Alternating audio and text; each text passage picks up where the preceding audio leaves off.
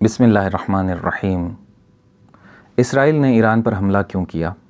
اس سوال کا جواب جاننے کی کوشش کریں گے اس گفتگو کے اندر۔ آج 22 جون ہے اور رات کے 12:30 بجے کا وقت ہے۔ یہ جنگ 13 جون سے شروع ہوئی اور اس جنگ کو تقریباً 9 دن گزر چکے ہیں۔ حجت الاسلام والمسلمین حسین طائب، جو کہ ایرانی انٹیلیجنس کے سابقہ سربراہ رہے ہیں، ان کا 2 دن پہلے ایرانی ٹی وی سے لائیو پروگرام آ رہا تھا، انٹرویو، جس کے اندر انہوں نے کچھ چیزوں کو بیان کیا۔ وہیں سے میں 2 نقطے لے کر اپنے اس سوال کے جواب کو ڈھونڈنے کی کوشش کروں گا۔ وہ کہتے ہیں کہ نیتن یاہو کی بقا جنگ کے اندر ہے۔ بیان کرتے ہیں کہ حزب اللہ اور حماس کے ساتھ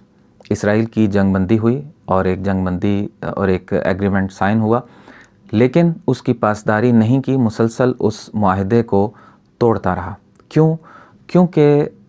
باہر بھی اس کے اوپر کیسز ہیں، اسرائیل کے اندر بھی اس کے اوپر کیسز ہیں عدالت کے اندر، اور اس کے قریبیوں کے اوپر بھی کیسز ہیں، اور وہ باقی اسی صورت میں رہ سکتا ہے کہ جنگ جاری رہے، کسی نہ کسی طریقے معرکہ لگا رہے اور اس کو اپنے مستقبل کو بہتر بنانے کا ٹائم مل جائے اور خود کو بچا لے کسی طریقے سے۔ اسی جنگوں کے شوقین اور اسی جنگوں کے عاشق اور دیوانے شخص نے ایران پر حملے کا فیصلہ کیا۔ کیوں کیا یہ فیصلہ اور کہاں تک جانا چاہتا تھا؟ اس کے ذہن میں یہ تھا کہ یہ جنگ 4 دن سے زیادہ نہیں چلے گی۔ یہ بات مہدی طائب کہہ رہے ہیں، میں بھی انہی کی بات آگے بڑھا رہا ہوں۔ وہ کہتے ہیں کہ اسرائیل کے ذہن میں یہ تھا کہ 4 دن سے زیادہ یہ جنگ نہیں چلے گی۔ 16 جون بروز اتوار مذاکرات ہونے تھے۔ ایران اور امریکہ کے درمیان جو غیر مستقیم مذاکرات چل رہے تھے، 5 یا 6 اس کے فیز ہو چکے تھے، اور نیکسٹ فیز جو ہے وہ ابھی متوقع تھا اور اس کی تیاری کی جا رہی تھی۔ ایران کی طرف سے بھی تیاری کی جا رہی تھی کہ میں نے کون سا موقف اپنا کس طریقے سے لے کر کے آگے بڑھنا ہے۔ ان کا پلان یہ تھا کہ جمعرات 22 جون کو ایران کے اوپر حملہ کر دیا جائے، اور حملہ اتنا شدید کیا جائے کہ اور پہلے دن ہی اس کو اس طرح سے مجبور کیا جائے کہ ایران جواب نہ دے سکے، اور 4 دن مسلسل اتنی بمباری کی جائے، اتنی ٹارگٹ کلنگز کی جائیں ایران کے اندر، اتنا داخلی طور پر آشوب بپا کر دیا جائے اور ملت کو حکومت کے مقابلے میں لا کر کھڑا کر دیا جائے اور قوم کو اپنی لیڈرشپ کے مقابلے میں باہر نکالا جائے کہ بالآخر ایران گھٹنے ٹیکنے پر مجبور ہو جائے۔ کچھ حساب ان 4 دنوں میں ایران کے ساتھ چکا لیے جائیں اور باقی بچنے والے حساب کتاب کو مذاکرات کے میز پر چکائیں گے۔ یہ پلان تھا اسرائیل کا، اور وہ 4 دن سے زیادہ جنگ لڑنے کے ارادے سے اس جنگ میں نہیں اترا تھا۔ لیکن جیسے ہی اسرائیل نے حملہ کیا اور یہاں کی ٹاپ لیڈرشپ جو عسکری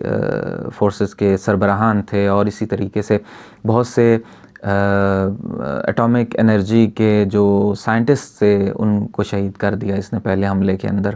اور یہ بہت بڑا نقصان تھا ایران کا، بہت بڑا دھچکا تھا۔ کسی بھی ملک میں اگر اس طرح سے حملہ ہو جائے اور پہلے ہی وار میں مین ایک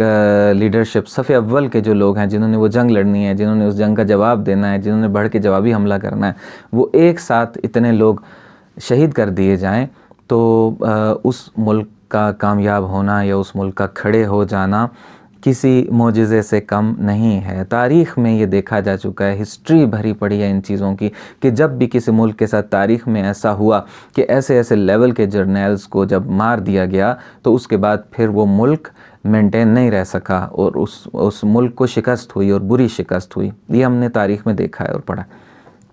لیکن ایران کو پروردگار نے ایک عظیم نعمت سے نوازا ہے، اور وہ ہیں آیت اللہ سید علی خامنہ ای، جو رہبر معظم ہیں، سپریم لیڈر ہیں اس قوم کے، اس ملت کے، اس ملک کے، اور انہوں نے سب سے پہلے ایک تحریری بیانیہ جاری کیا، اس کے بعد ان کا ایک ویڈیو بیان سامنے آیا، قوم کو حوصلہ دیا، حوصلہ مند قوم کو مزید حوصلہ دیا، جری شجاع بہادر قوم کو مزید جرأت دی، انہوں نے مزید حوصلہ دیا، اور ساتھ میں انہوں نے ان جو جگہیں خالی ہوئی تھیں وہاں پہ نئے جنرلز کی تعیناتی اور نئی ذمہ داریوں کو سونپنا اور ان عہدوں کو خالی نہ رہنے دینا، اس کا بہت ہی جلدی، بہت ہی فوری اقدام کیا۔ ان کی جرأت، ان کا جذبہ، ان کے بیانات، وہ جو پہلا بیان ان کا جاری ہوا اس سے آپ دیکھ سکتے ہیں، اور دوسرا بیان بھی جو ابھی 2 سے 3 دن پہلے جاری ہوا ہے اس کو بھی آپ سن سکتے ہیں، اور باقاعدہ سے اس پر انالیسز ہوتے ہیں دنیا میں یونیورسٹیز کے اندر کہ یہ اطمینان قلب کہاں سے آتا ہے، یہ جرأت کہاں سے آتی ہے اتنے کرائسس کے اندر۔ تو بہرحال رہبر معظم نے اس طرح سے ان سارے معاملات کو سنبھالا، الہی تائید سے، نصرت پروردگار سے، کہ وہ عہدے بھی دوبارہ سے وہاں پہ لوگ آ گئے، وہ جگہیں خالی نہیں رہی ہیں، وہ جو سسٹم ہیک کیا گیا تھا اس کو واپس چھڑوا لیا گیا۔ اس کے بعد ایران نے 15 گھنٹے ابھی نہیں گزرے تھے، دشمن سمجھ رہا تھا کہ ایران کو چند دن چاہیے ہیں، خود وہ کم سے کم 4 دن چاہیے کہ وہ جو ڈیفنس سسٹم جو تھا، ایئر ڈیفنس سسٹم، اس کو ہیک کیا گیا تھا اس کو چھڑانے کے لیے۔ اور پھر جنرلز بھی مارے گئے، میزائل سسٹم کے سربراہ مارے گئے، ایئر ڈیفنس سسٹم کے سربراہ مارے گئے، اور سارے عہدے وہ تو آپ سارے جانتے ہیں کون کون سی ہستیاں جو ہیں وہ شہید ہو گئیں۔ رہبر معظم کی ان تدابیر کے بعد اللہ تعالیٰ کی خاص عنایات اور نصرت کے ساتھ 15 گھنٹے نہ گزرے تھے کہ ایران نے بھرپور جواب دینا شروع کر دیا، وعدہ صادق 3 کا آغاز کر دیا ایران نے۔ وہ دن اور آج کا دن، وعدہ صادق 3 کے کتنے فیزز ہیں، کتنی لہریں ہیں کہ جو انجام پا چکی ہیں۔ 7 سے 8 لہریں ہیں جو ڈرون اٹیکس کی ہیں، اسی طریقے سے ڈرون پلس میزائل اٹیک یا فقط میزائل اٹیکس کی تقریباً 17 کے قریب لہریں جو ہیں وہ ایران ان کو انجام دے چکا ہے۔ اتنے اٹیکس ایران جوابی طور پہ کر چکا ہے۔ درست ہے اسرائیل بھی حملے کر رہا ہے مسلسل، یہاں پہ بھی نقصان ہو رہا ہے، یہاں پہ بھی شہادتیں ہو رہی ہیں، یہاں پہ بھی ایٹامک انرجی کے مراکز، جو پرامن ایٹامک انرجی ہے اس کے مراکز کو نشانہ بنایا گیا ہے۔ لیکن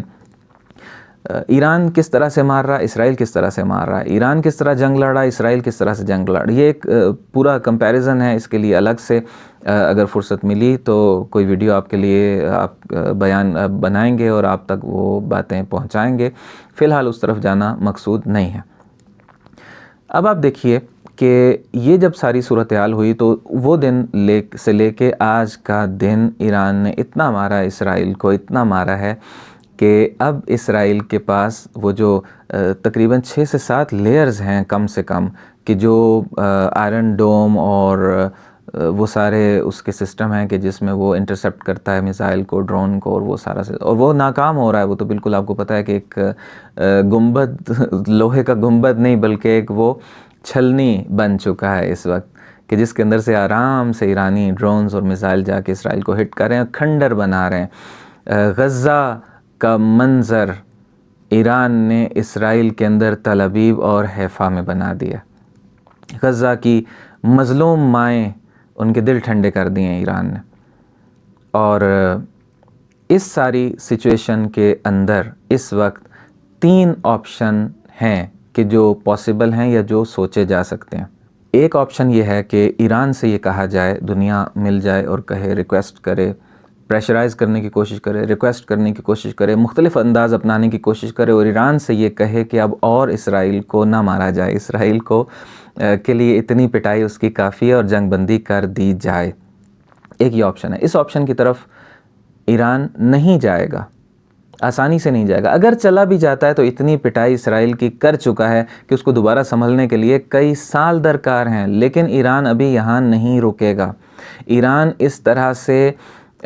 تحمیل کی گئی اور ایران کے اوپر تھوپی گئی جنگ بندی کو قبول نہیں کرنے والا، بظاہر یہی ہمیں دکھائی دے رہا۔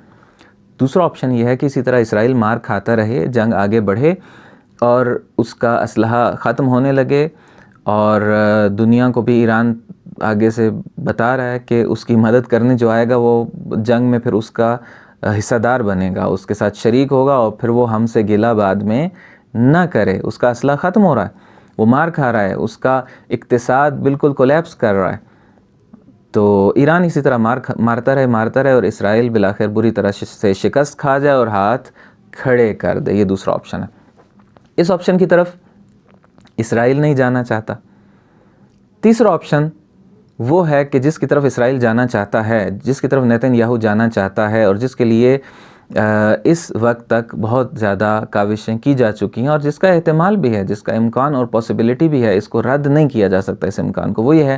کہ نیتن یاہو اور اسرائیل امریکہ کو لے کر اس جنگ کے اندر وارد ہو جائیں، اور ایران کی توجہ امریکہ کی طرف ہو، امریکہ کے ساتھ جنگ لڑے، اور اسرائیل کو سانس لینے کا کچھ موقع مل جائے، اور کچھ نہ کچھ بچ جائے، اس کا بالکل تباہ ہونے سے اور ختم ہونے سے بچ جائے، کم سے کم اسرائیل بچ جائے یا نیتن یاہو کی حکومت بچ جائے، جتنا بچ سکتا ہے اتنا بچ جائے۔ یہ تیسرا آپشن ہے۔ یہاں میں اپنی بات کو ختم کرتا ہوں، لیکن یہیں سے ایک سوال ضرور اٹھتا ہے جس پر میں دوبارہ آپ کے سامنے آنے کی کوشش کروں گا کہ اسرائیل جو یہ 9 دن گزرنے کے بعد امریکہ کو جنگ میں لانا چاہ رہا ہے، اور امریکہ کے بھی تحرکات ایسے موومنٹس ایسی دکھائی دے رہی ہیں کہ ممکن ہے وہ جنگ میں آ جائے، البتہ متضاد بیانات ہیں، ممکن ہے جنگ میں آ جائے۔ کیا سوال یہ ہے، کیا اس سے پہلے امریکہ جنگ میں نہیں ہے جو اب آئے گا؟ کیا امریکی اسلحہ، امریکی جہاز، امریکی ٹیکنالوجی، امریکی انٹیلیجنس کی سپورٹ اور بہت کچھ کیا پہلے اس جنگ میں نہیں ہے جو اب آئے گا؟ اس سوال کو لے کر ہم پھر کسی وقت آپ کے سامنے حاضر ہونے کی کوشش کریں گے۔ خلاصہ یہ ہوا کہ اسرائیل اس جنگ میں اس لیے آیا تھا کہ 4 دن سے زیادہ مجھے یہ جنگ نہیں لڑنی پڑے گی، ایران گھٹنے ٹیک دے گا۔ 9 دن سے زیادہ گزر چکے ہیں، اور اس وقت اسرائیل ہے جو مسلسل مار کھا رہا ہے، اور ایران کے گھٹنے ٹیکنے کی بات تو درکنار، ایران آسانی سے پیچھے نہیں ہٹے گا، اسرائیل ہے جو شکست کھا رہا ہے، اور انشاءاللہ نابودی اسرائیل کا مقدر بنے گی۔ اگر امریکہ اس جنگ کے اندر آتا ہے تو اس کی بہت بڑی تاریخی بے وقوفی ثابت ہوگی، تاریخی طور پر دھچکا کھائے گا، تاریخی طور پر نقصان اٹھائے گا، اور برے طریقے سے پھر اس جنگ سے نکلنے کی کوشش کرے گا، نکل نہیں پائے گا آسانی سے۔ والسلام علیکم ورحمۃ اللہ وبرکاتہ۔